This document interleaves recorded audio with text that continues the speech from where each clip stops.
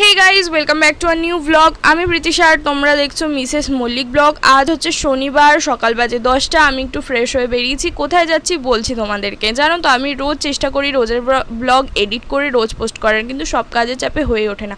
তোমরা কে কে আছো আমার মতো যে একা একা লিফটে উঠতে ভয় পাও? আমি ভীষণ ভয় পাই, কারণ হচ্ছে আমি একবার আটকে পড়েছিলাম লিফটে, তাও এরকম ওপেন লিফট হলে খুব একটা ভয় লাগে না।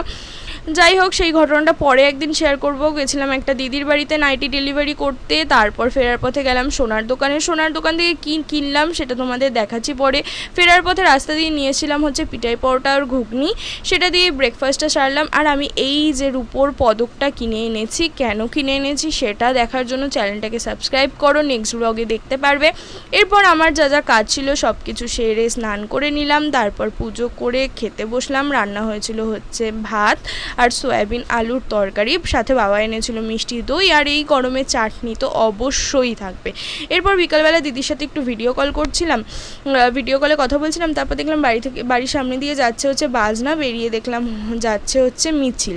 দিদির সাথে ভিডিও কলে কথা বলতে বলতে আমি ভুলেই গেছিলাম যে ছাদে আমার জামা কাপড় রাখা হয়েছে। এখন গরমের জন্য আমি খুব একটা ছাদে জামা কাপড় দিয়ে আসি না, তো সেটাই তুলতে গিয়ে দেখি হাওয়ায় আমার স্কার্ট উড়ে পাশের বাড়ির মানে টালিতে চলে গেছে। তারপর বেডশিটটা তুলে বিছানাটাকে ভালো মতো পাতলাম, কারণ এটা দুদিন ছাড়া ছাড়া আমায় করতে হয়, নাহলে তোষকটা ভীষণ নিচের দিকে নেমে যায়। তারপর একটু গা ঠা ধুয়ে ফ্রেশ হয়ে নিলাম। এবার করবো স্কিন কেয়ারটা। আজকের ব্লগটা